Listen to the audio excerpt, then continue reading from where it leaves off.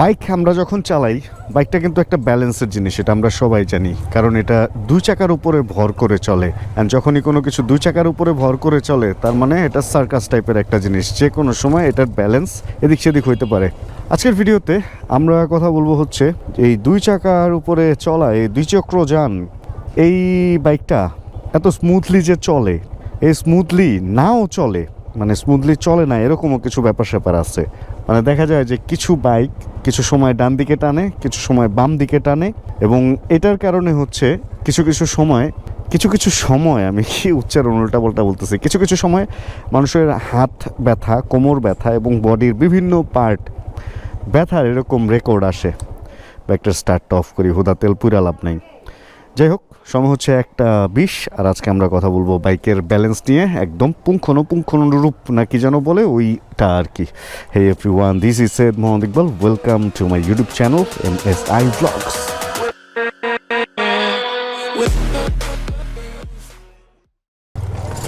First of all শুরু থেকে শুরু করি, চলেন। শুরু থেকে শুরু হচ্ছে কোন জায়গা থেকে আমরা বাইকের একদম স্টার্ট, মানে রাস্তার সাথে আমাদের সংযোগ তো হাত এবং কোমর, এটা আমরা জানি, মানে বডির সংযোগ।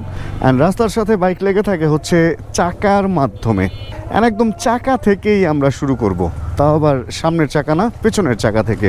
এই জন্য আপনাদেরকে আমার একটু থেমে দেখাইতে হবে যে আসলে কোন জায়গা থেকে, এই গেটটা অনেক সুন্দর, কোন জায়গা থেকে বাইকের ব্যালেন্সের স্টার্টটা হয়। আমরা এখানে একটু থেমে দেখাইলে জিনিসটা একটু সুবিধাজনক হবে, তা নাহলে ওইভাবে বললে হয়তো অনেক কিছু বোঝা যাবে না।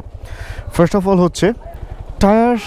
এই টায়ারটা বেশ কিছু কম্পোনেন্ট দিয়ে তৈরি, বেশ কিছু উপকরণ দিয়ে তৈরি। রাবার আছে, রাবারের ভেতরে সুতার সেলাই আছে, এরপরে হচ্ছে এটার ভেতরে কিছু, ওটারে কি বলে, তারের, মানে রিং আছে, তারের রিং করা আছে, এবং এই টায়ারটা এই রিমের সাথে মিশছে। এবং এই রিম, ওইখানে একটা এক্সেল রড আছে, ওইখান থেকে বিয়ারিংয়ের মাধ্যমে শক অ্যাবজারভারের সাথে মিশছে। অ্যান্ড দেন মেইন বডিতে মিশছে হচ্ছে কিসের মাধ্যমে, একটা টি আছে, টির পরে বল রেসার, অ্যান্ড দেন চ্যাসির সাথে মিশছে। এই এতগুলো মেকানিজমের মধ্যে এই টায়ারের যদি টেম্পার চলে যায়, তাহলেও টায়ার একটু বাঁকা হইতে পারে, বাইকের ব্যালেন্স এদিক সেদিক হবে, মানে টায়ারের স্মুথনেসটা ওরকম থাকবে না। আবার স্টার্ট দিয়ে আসছি।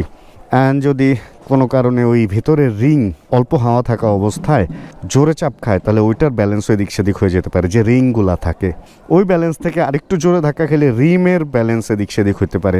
এই সমস্ত কারণে এগুলো হতে পারে। ভেতরে যে এক্সেল রডের এইখানে জয়েন্টে যে বিয়ারিংগুলো আছে, বিয়ারিংয়ের যদি কোনো প্রবলেম থাকে বা বিয়ারিং যদি ক্ষয় হয়ে যায়, ওইখান থেকে প্রবলেম হতে পারে। অ্যান্ড শক অ্যাবজারভারের যেই দুইটার মাপ ফ্লুইডের, ওইটার মাপ যদি তারতম্য হয়, সেক্ষেত্রে বাইক একদিকে টানতে পারে। এই সমস্ত কারণ তো আছেই। অ্যান্ড বল রেসারের কারণে টানতে পারে, টি বাঁকা থাকলে টানতে পারে।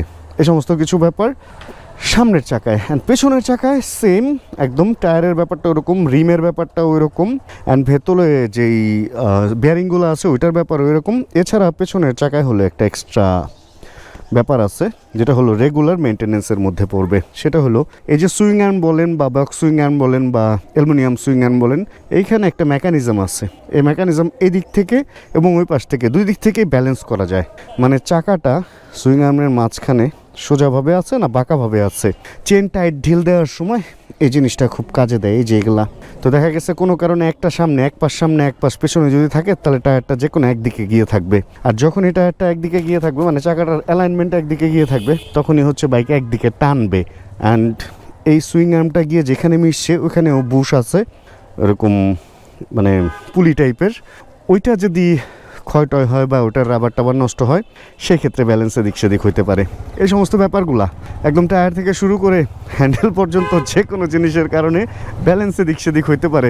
বুঝায় বলাটা টাফ, কিছু কিছু জিনিস আছে নিজে বুঝি, কিন্তু আসলে বুঝায় বলাটা টাফ। ওর মধ্যে এই জিনিস হচ্ছে আরেকটা।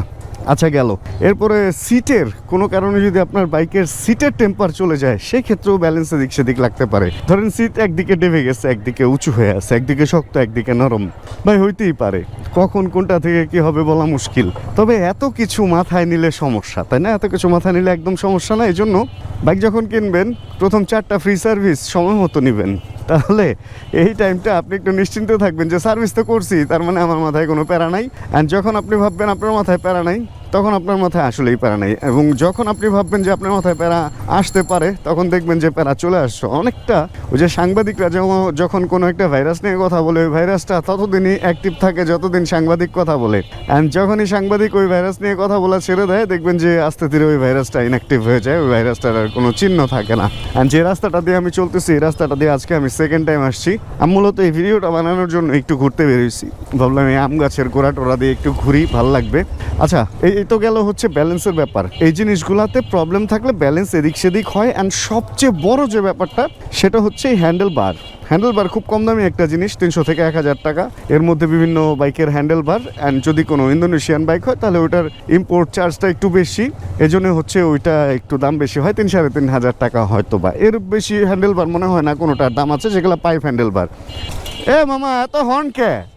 হর্ন দিতেই আছে, মানে কোনো কারণ ছাড়া হর্ন দিতেছে। দেখেন মাথাটা ধরায় ফেলতেছে, ও সামনে থেকে হর্ন দিয়ে আমার মাথা ধরায় ফেলতেছে, তাহলে অবস্থাটা বুঝেন কোনটা এই আকামটা করতেছে। 3টা এক সিরিয়ালে যেতেছে আর ইচ্ছা মতো হর্ন মারতেছে, মানে অনেকটা ওই পলিটিক্যাল মিছিলের মতো হর্ন মারতেই চলতেছে। দেখি তো ধরতে হইব ব্যাপারটা।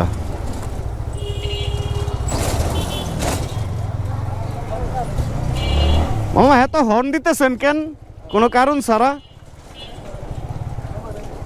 আপনি যখন হর্ন দেন তখন সবচেয়ে বেশি তো আপনার কানে এই আওয়াজটা যাইতেছে, তো হুদা হর্ন দিবার লাগছেন কে আপনি? আপনারা কি সামনের গাড়ি উইরা যায় সাইড দিব? কোনো কারণ ছাড়া মানে হর্ন চাপ দিয়ে ধরেই রাখছে, অবস্থাটা বুঝছেন? এটা একটা মজা ওদের কাছে, আসলে মজাই তো। কোনো লাইসেন্স নাই, কোনো রেজিস্ট্রেশন নাই, নিয়ে বের হয়ে গেছে। এটা মজা না তো আর কি, এটা আসলে একটা মজা ওদের কাছে, মানে খেলতে বের হয়েছে তো। দেখেন ডাইনে যাইতো, এই রোডে ঢুকতেছিল আবার এই রোডে রওনা হইলো, অবস্থাটা দেখেন। একটা অটো রিক্সার পিছনে যদি একদিন মানে ঘোরা হয় তাহলে যে কত রকম মিষ্টি মধুর স্মৃতি বের হবে ভাই, এ এক আজব জিনিস। যাক, ধমকি দেওয়াতে থামছে। আচ্ছা, যেখানে আমরা ছিলাম তো ব্যালেন্সের ব্যাপার হচ্ছে এটা, এই রডের কারণে এটার কারণেও হতে পারে ব্যালেন্সের দিক সেদিক, কারণ এটা অনেক সময় জোরে টান দিলে বা বাইক টুকটাক ঘষা টসা খাইলে এটা হলো বাঁকা হয়, এটা খুব বেশি বাঁকা হয় এই রডটা। তো এগুলা একটু বুঝলেই ঠিক হয়ে যাবে। এবার আসেন ইন্টারেস্টিং আরেকটা ফ্যাক্টে। আমরা যখন একটা বাইক কিনি এরকম কেস আমার কাছে অনেক আসছে। কেসই বললাম যে আমি কোনো এক জায়গায় বসা, কেউ একজন আসছে, ভাই বাইক কিনছি, বাইক তো এই হয়, বাইকের ইঞ্জিনের আওয়াজ তো চেঞ্জ হয়ে গেছে, বাইকের ইঞ্জিন অয়েল তো মনে হয় যে অল্পতেই নষ্ট হয়ে যেতেছে, ভাই আওয়াজ তো এদিক সেদিক, টান তো আগের মতো পাই না। ভাই এই ধরনের সমস্যা যে আমিও পাই নাই তা না, আমিও যখন বাইক কিনছি কিছুদিন পর ক্লাসের অ্যাডজাস্টমেন্ট এদিক সেদিক হয়ে যেত, কিছুদিন পর বাইকের টান পাইতাম না। ভাই হরেক সমস্যা পাইছি বাইকে, হরেক সমস্যা। এই হরেক সমস্যা থেকে কিভাবে বেরোইছি জানেন? এক সময় চিন্তা করছি ভাই সমস্যা খুঁজে একটু বাদ দেই তো দেখি কি হয়, দেখি যে না আসলেই সমস্যা নাই। তো এক সময় তেল এক রকম পাওয়ার কারণে বাইকের পারফরমেন্স এক রকম হয়, এটা যেমন সত্যি।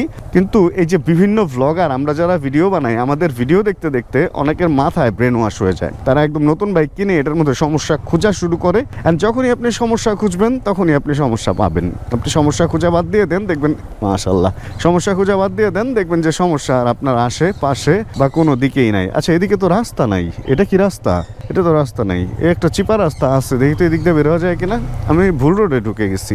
এদিকে আসলে এই ঘটনাটা আমার সাথে প্রতিনিয়তই হয়, আমি ভুল রোডে ঢুকে যাই, আর আজকেও আমি ভুল রোডেই ঢুকছি। এখন কোন দিক দিয়ে বের হবো আমি জানি না। তো যাই হোক, আমার কাছে এই ধরনের কেস অনেক আসে যে ভাই বাইকে টান নাই, এই না সেই না। তা আমি তাদেরকে একটা কথাই বলি যে ভাই সমস্যা খুঁজা বাদ দিয়ে দেন, আশা রাখি সমস্যা হারায় যাবে। তো এরকম ঘটনা অনেকেরই হয়েছে যে সমস্যা খুঁজা বাদ দিয়ে দিচ্ছেন, সমস্যা থেকে মুক্তি পাইছে। গেটের কালারটা সুন্দর, এই কালারটার রিজনটা আমার একটু বেশি ভালো লাগে। চলেন, পিছনে একটা রাস্তা দেখছি, সম্ভবত ওই দিক থেকে বের হওয়া যাবে এরকমটাই আমার মনে হইতেছে। মাশাআল্লাহ, সুন্দর বাচ্চা দেখছি আজকে এই রোডে যেখানে ছিলাম। তো এই আর কি। অ্যান্ড অল্প বুঝলেও যেমন সমস্যা, বেশি বুঝলেও ওরকম সমস্যা। এই কারণে বাইক কেনার পর প্রথম 6 মাস চেষ্টা করবেন যে অফিসিয়াল সার্ভিস বা ভালো একটা সার্ভিস সেন্টারে সার্ভিস নেওয়ার। অ্যান্ড ওইখান থেকে আস্তে আস্তে নিজেই বুঝে যাবেন যে বাইকের কোন সমস্যার কারণে কোন জিনিস কীরকম কী হয়। তবে সমস্যা কম খুঁজবেন, আবার একদমই সমস্যা না খুঁজে থাকবেন না ওই যে মানে অজ্ঞদের মতো যে একটা বাইক কিনবো, যতদিন পর্যন্ত নষ্ট না হবে ততদিন পর্যন্ত সার্ভিস সেন্টারে নিব না। একটা জিনিস মাথায় রাখবেন যে একটা বাইককে সার্ভিস করতে হবে একদম মাস্টার যে সার্ভিস, মানে একদম ফুল জেনারেল চেক আপটা করাইতে হবে প্রতি 4 থেকে 5,000 কিলোতে বা 6,000 কিলো হাইয়েস্ট, একদম ফুল একটা সার্ভিস করায় নেবেন এবং চেষ্টা করবেন শীতের আগে একবার এবং বৃষ্টির আগে একবার, বছরে 2বার, মানে যত কিলোই চলুক না কেন বাইকটা সার্ভিস করায় নিতে। তাহলে কি আপনার বাইকে আপনি কিছু না বুঝলেও ফুল একদম টপ টু বটম সব কিছু চেক করবে, তো যেটা যে অবস্থা আছে বদলানোর হলে আপনাকে বলবে এবং আপনাকে একটা আইডিয়া দিয়ে দিবে যে ওইটা আর কত কিলো পর্যন্ত ভালো সার্ভিস আপনাকে দিবে। তো সেই ক্ষেত্রে আপনি একটা আইডিয়া মোটামুটি পেয়ে যাবেন এবং এইভাবে 2-4টা 5টা সার্ভিস গেলে আপনি নিজেই বুঝে যাবেন বাইক সম্পর্কে অনেক কিছু।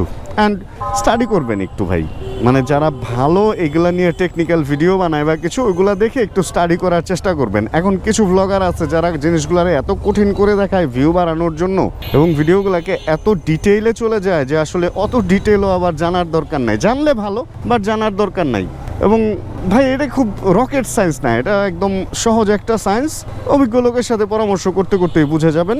ঘাবড়ায় যাওয়ার কিছু নাই এবং মাথায় চাপ নেওয়ার কিছু নাই, কারণ বাইক হচ্ছে একটা যানবাহন ভাই, এটা এমন কিছু না, এটা আপনার ঘরের বউ না যে আদর না করলে বাইকা চলে যাবে, আদর না করলে হয়তো একটু নষ্ট হবে, খরচটা একটু বেশি হবে, এর চেয়ে বেশি কিছু না। যাই হোক, আমরা ভিডিও থেকে বিদায় নিব এই অল্প কিছু কথা বলার জন্য আজকের এই ভিডিওটা করা, আর কোনো কারণ নেই আসলে। তাহলে আজকের এই ছোট্ট ভিডিওটাতে কোনো কিছু যদি ভালো লাগে ছোট করে একটা লাইক দিয়ে দিন, চ্যানেলে যদি নতুন হন প্লিজ সাবস্ক্রাইব করে হয়ে যান আমাদের ফ্যামিলি মেম্বার। জানাবেন কে কোন জায়গা থেকে ভিডিও দেখছেন, আর যতক্ষণ পরবর্তী ভিডিও নিয়ে আবার আমি না আসতেছি ততক্ষণ ইনশাআল্লাহ আমরা থাকবো ভালো, আমরা থাকবো সুস্থ এবং করতে থাকবো চিল ইনশাআল্লাহ।